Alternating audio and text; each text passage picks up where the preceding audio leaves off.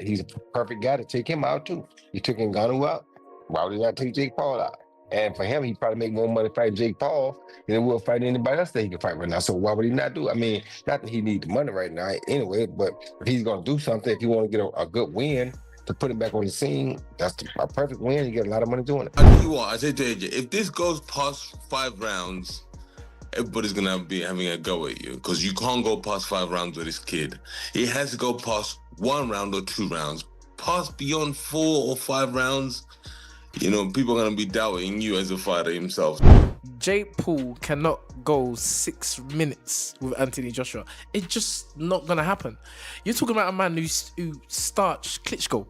Roy Jones Jr. says Anthony Joshua will beat Jake Paul badly, but he also thinks the fight is good for boxing. He explains that this matchup brings a lot of excitement, attention, and big money to the sport. Roy believes the huge payout will help everyone involved and make the event even more important.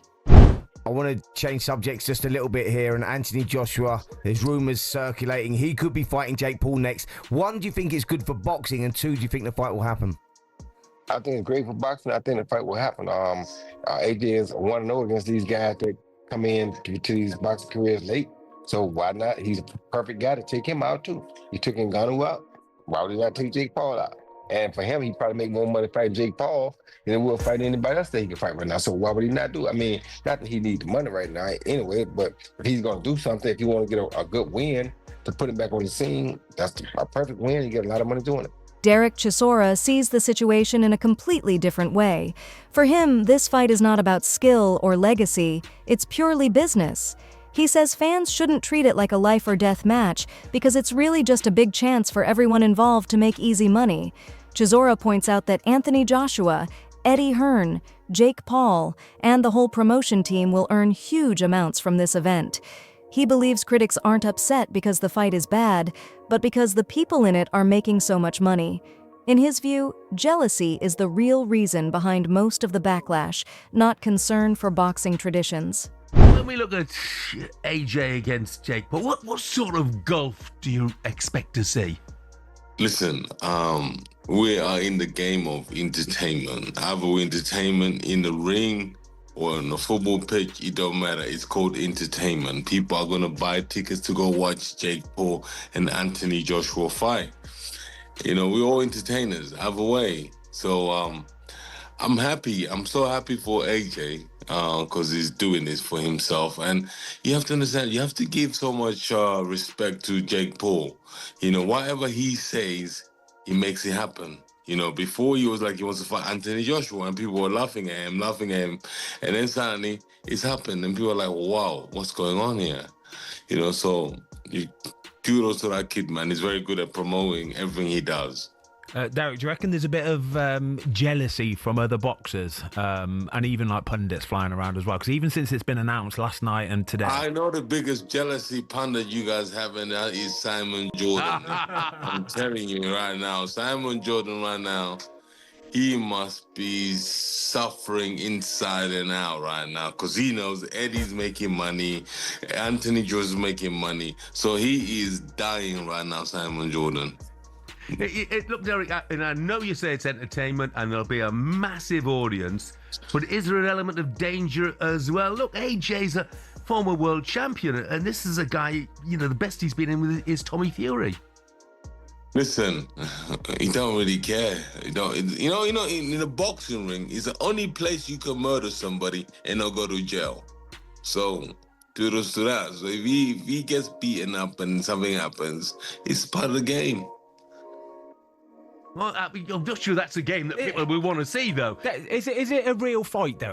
Is this going to be a proper fight? You will know more than most. Mate, let me tell you something. From how much they're getting paid, about much 177 million, whatever, and they're splitting it down the middle. So I hope it's not a game because I want to see some blood. I want to see somebody's teeth falling out. So I told Anthony, I already messaged Anthony as I listen. The talk around Jake Paul versus Anthony Joshua has turned into one of the most surprising debates in boxing today. Abdullah Mason shared a more balanced opinion, saying people shouldn't treat the fight as a joke or a one-sided beatdown. He believes Jake Paul has worked hard for years, improved his skills, and chosen tough opponents to grow step by step. Mason isn't saying Paul can beat Joshua, but he thinks fans shouldn't ignore Paul's effort and discipline. This idea goes against what many boxing purists feel, because Joshua is a former unified heavyweight champion, an Olympic gold medalist, and one of the most skilled heavyweights of the last decade. Yeah, so is that surprising? Is that the first you've heard of it?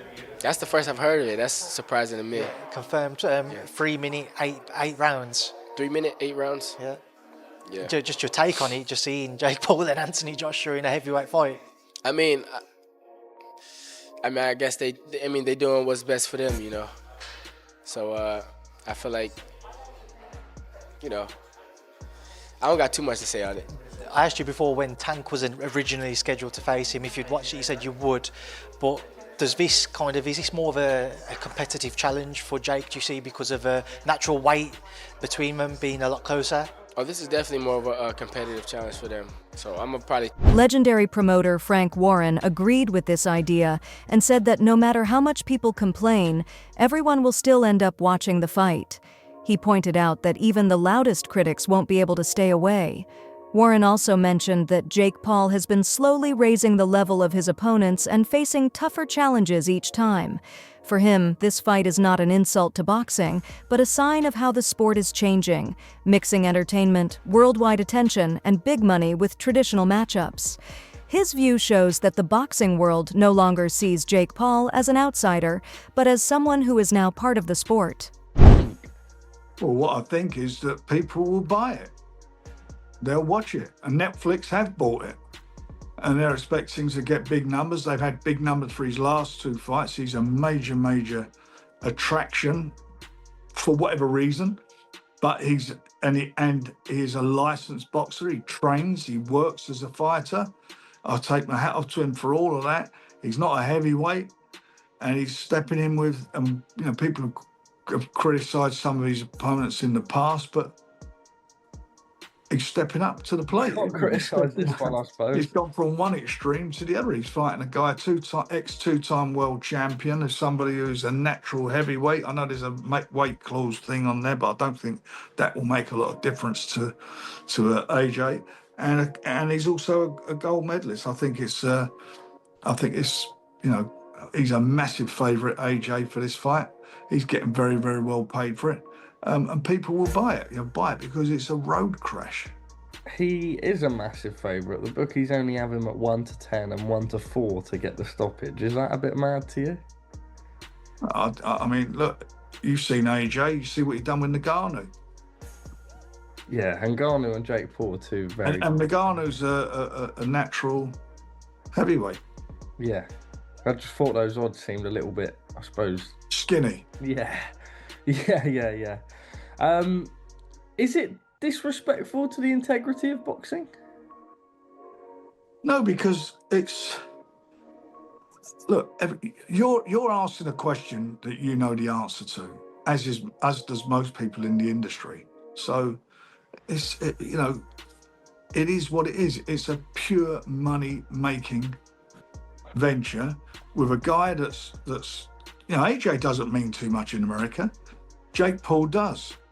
AJ's ventures into America didn't go down too well, did it? So Jake Paul does, though, and he's got a massive following, and that's why he's on the A side of the card. It's in America, and that's where it's at. Former heavyweight champion David Haye gave a very strong warning about this fight. He said that stepping into the ring with Anthony Joshua could be extremely dangerous for Jake Paul because the size, power, and experience difference is huge. Haye explained that Joshua has knocked out top heavyweight fighters, while Paul has only fought smaller, older, or inactive opponents. In his view, the gap between them is so big that the fight shouldn't even be discussed as competitive. For Haye, this matchup is a clear mismatch, both physically and technically, and his warning shows how dangerous real heavyweight power can be.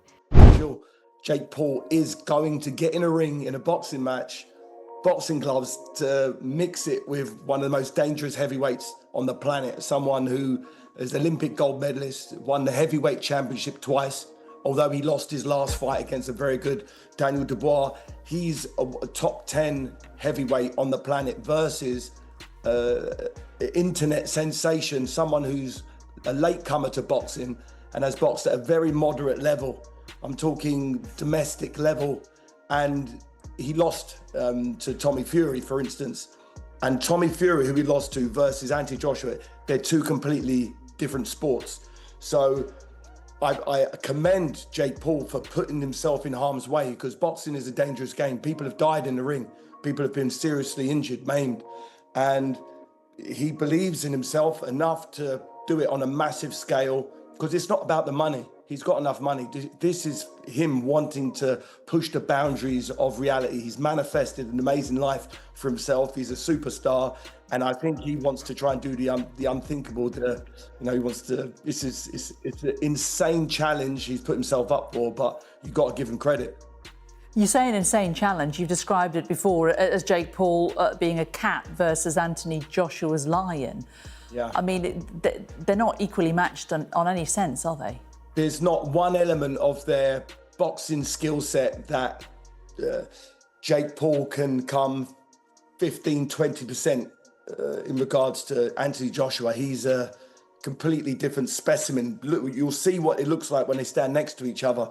And Anthony Joshua, he's not a bodybuilder, he's a prime athlete. Boxing journalist Gareth A. Davis gave a calm and smart breakdown of the Jake Paul versus Anthony Joshua situation. He believes this fight is actually a good move for Joshua. With hopes of fighting Tyson Fury next year, Joshua needs to stay active and rebuild his rhythm and confidence, which he has lost due to long breaks, surprise losses, and irregular fights. Davis says Jake Paul could be the perfect warm-up, a huge money fight that keeps Joshua sharp without the danger of facing top heavyweight contenders who could ruin his plans. He also explains that normal tune-up fights don't make big money, but this one would be one of the biggest paydays of Joshua's career. For Davis, the fight makes total sense because it keeps Joshua busy, brings worldwide attention, offers massive financial reward, and still sets him up perfectly for a future showdown with Tyson Fury. Levels above Jake Paul and a weight division above him. I think it's irresponsible to let those two in a ring together in a proper boxing match. That's my view. It doesn't damage his bank balance, but if he earns $70 million for this, are we really going to see him get up for a fight with Tyson Fury, which is being talked about for next September? I understand that fight isn't signed yet. There's still a warm-up fight. I don't blame Eddie Hearn, as I said to him. I would have taken that fight if I was in the same situation. I don't blame him taking this as a second warm-up fight. But the problem for Anthony Joshua, if he doesn't do what he did to Francis Ngannou in those 2 rounds in Riyadh and finish him conclusively, he's going to be pilloried for it. If this fight stretches more than 2 or 3 rounds and he hasn't got Jake Paul out there, he will get booed and hammered over it.